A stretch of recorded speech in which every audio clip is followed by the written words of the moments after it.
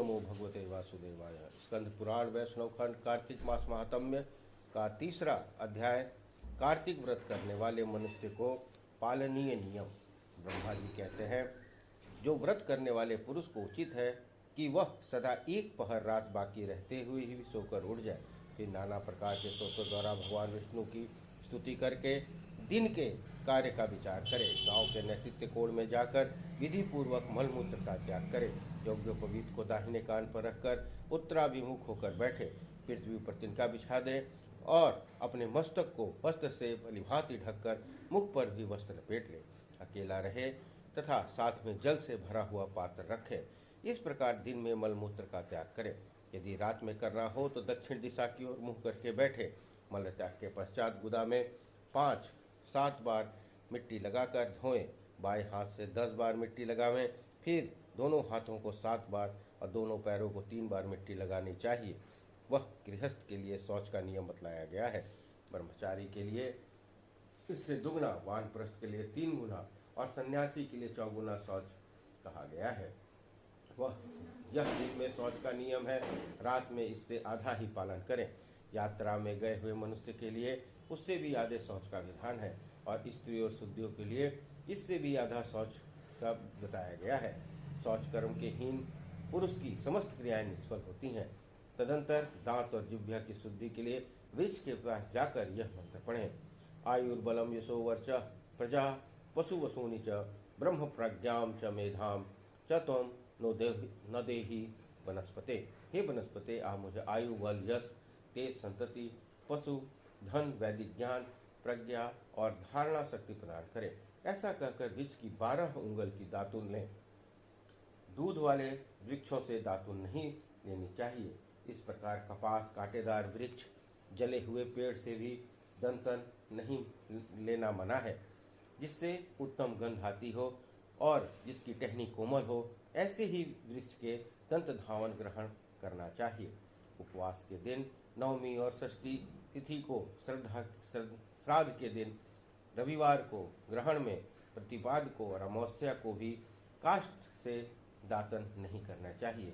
जिस दिन दातन का विधान नहीं है, उस दिन 12 कुल्ले कर लेने चाहिए।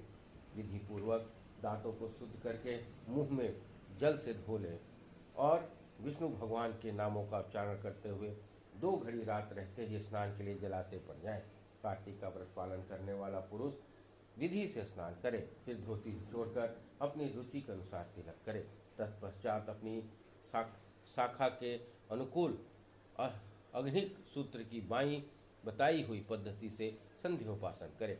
जब तक सूर्यदेव न हो जाए तब तक गायत्री मंत्र का जाप करते रहें। वह रात्रि के अंत का कृत्य बताया गया है। अब दिन का कार्य बताया जाता है। संध्योपासन के अंत में विष्णु सहस्त्रनाम आदि का पाठ करें, फिर देवालय में जाकर पूजन आरंभ करें। भगवत संबंधी पदों का गान, कीर्तन, नृत्य आदि कार्यों से दिन का प्रहर व्यतीत करें। तत्पश्चात आधे पहर तक भलीभांति पुराण कथा का श्रवण करें। इसके बाद पुराण बाँचने वाले विद्वान की और तुलसी की पूजा करके मध्याह्न का क्रम करने के पश्चात दाल के सिवा शेष अन्न का भोजन करें। बलि वैश्य देव करके अतिथियों को भोजन कराकर जो मनुष्य स्वयं भोजन करता है, उसका वह भोजन केवल अमृत है। मुख्य शुद्धि के लिए तीर्थ जल, भगवत उच्चारण मित्र, चरणामृत से तुलसी भक्षण करें। फिर शेष दिन सांसारिक व्यवहार में व्यतीत करें। सायंकाल में पुनः भगवान विष्णु के मंदिर में जाएं और संध्या करके शक्ति के अनुसार दीपदान करें। भगवान विष्णु को प्रणाम करके उनकी आरती उतारें और स्रोत पाठ करके आदि करते हुए प्रथम पहर का जागरण करें। प्रथम पहर बीत जाने पर शयन करें। ब्रह्मचर्य का पालन करें। इस प्रकार 1 मास तक प्रतिदिन शास्त्रोक्त विधि का पालन करें। जो कार्तिक मास में उत्तम व्रत का पालन करता है, वह सब पापों से मुक्त हो जाता है, भगवान विष्णु के सालोक्य को प्राप्त होता है। कार्तिक मास आने पर निषिद्ध वस्तुओं का त्याग करना चाहिए। तेल लगाना, परान्न भोजन करना, तेल खाना जिसमें बहुत से बीज हों, ऐसे फलों का सेवन तथा चावल और दाल, ये सभी कार्तिक मास में त्याज्य हैं। लौकी, गाजर, बैगन, बनभंटा, बासी अन्न, भनसीड़, मसूर, द्वारा भोजन, मदिरा, पराया अन्न, कांसी के पात्र कांसे के पात्र में भोजन, छत्राक, काली दुर्गंधित पदार्थ, समुदाय संस्था आदि का अन्न, वैश्या अन्न, ग्राम पुरोहित, शूद्र का अन्न, सूतक का अन्न, ये सभी त्याग देने योग्य है। श्रद्धा का अन्न, राजस्वला का दिया हुआ अन्न, जनना शौच का अन्न, लसोड़े का फल, इसे कार्तिक व्रत का पालन करने वाला पुरुष अवश्य त्याग दे। निषिद्ध पत्तलों में भोजन न करे। महुआ, केला, जामुन और पकड़ी, इनके पत्तों में भोजन करना चाहिए। कमल के पत्ते पर कदापि भोजन न करें। कार्तिक मास आने पर जो बनवासी मुनियों के अनुसार नियमित भोजन करता है वह चक्रपाणी भगवान विष्णु के परम धाम में जाता है। कार्तिक में प्रातःकाल स्नान और भगवान की पूजा करनी चाहिए। उस समय कथा श्रवण उत्तम माना गया है। कार्तिक में केला और आंवले के फल का दान करें। शीत में कष्ट पाने वाले ब्राह्मणों को कपड़ा दें। जो कार्तिक में भक्तिपूर्वक भगवान विष्णु को तुलसी दल समर्पित करता है वह संसार से मुक्त हो भगवान विष्णु के परम पद को प्राप्त होता है। श्री हरि के परम प्रिय कार्तिक मास में जो नित्य गीता पाठ करता है उसे पुण्य फल का वर्णन सैकड़ों वर्षों में भी नहीं किया जा सकता। जो भगवत गीता का श्रवण भी करता है वह भी पापों से मुक्त हो परम शांति को प्राप्त होता है। जो कार्तिक की एकादशी को निराहार रहकर व्रत करता है वह संदेह पूर्व जन्म के पापों से मुक्त हो जाता है। जो कार्तिक मास में भगवान विष्णु की प्रसन्नता के लिए दूसरे के अन्न का त्याग करता है वह विष्णु के प्रेम को भलीभांति प्राप्त करता है। जो राह चलकर थके मांदे अब भोजन के समय पर घर पर आए हुए अतिथि का भक्तिपूर्वक पूजन करता है वह सहस्त्र जन्मों में पाप का नाश कर डालता है।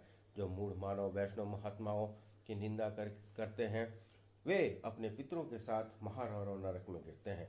जो भगवान की और भगवत भक्तों की निंदा सुनते हुए भी वहाँ से दूर नहीं हट जाता वह भगवान का प्रिय भक्त नहीं है। जो कार्तिक मास में भगवान विष्णु की परिक्रमा करता है उसे पग पग पर अश्वमेध यज्ञ का फल प्राप्त होता है। जो कार्तिक मास में पराई स्त्री के साथ संगम करता है उसे पाप की शांति कैसे होगी वह बताना असंभव है। जिसके ललाट में तुलसी की मृतिका का तिलक दिखाई देता है उसकी ओर देखने से यमराज भी समर्थ नहीं है। फिर उनके भयानक दूतों की तो बात ही क्या है।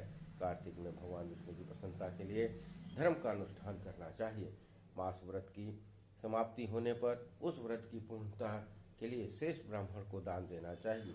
जो कार्तिक में भगवान विष्णु के मंदिर में चूना आदि का लेप कराता है या तस्वीर आदि लिखता है वह भगवान विष्णु के समीप आनंद का अनुभव करता है। जो ब्राह्मण कार्तिक मास में गव स्तीश्वर के समीप सतरुद्री का जाप करता है वह मंत्र की सिद्धि होती है। जिन्होंने 3 वर्षों तक काशी में रहकर भक्तिपूर्वक सांगोपांग कार्तिक व्रत का अनुष्ठान किया है उन्हें संपत्ति, संतति, यश, धर्म, बुद्धि से प्राप्ति के द्वारा इस लोक में ही उस व्रत का प्रत्यक्ष फल दिखाई देता है।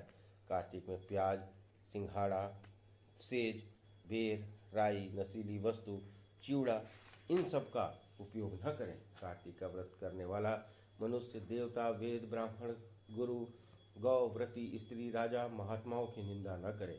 कार्तिक में केवल नरक चतुर्दशी दिवाली के एक रोज पहले जो शरीर में तेल लगाना चाहिए इसके सिवा और किसी भी दिन व्रती मनुष्य तेल न लगावे। नालिका, मूली, कुम्हड़ा, कैथ इनका भी त्याग करें। रजस्वला, चांडाल, मलेच्छ, पतित, व्रतहीन, ब्राह्मण द्वेषी और वेद बहिष्कृत लोगों के से व्रती मनुष्य बातचीत न करें। इस प्रकार स्कंद पुराण वैष्णव खंड कार्तिक मास महात्म्य का तीसरा अध्याय कार्तिक व्रत करने वाले मनुष्यों के लिए पालनीय नियम संपन्न हुआ। बोलिए श्री हरि।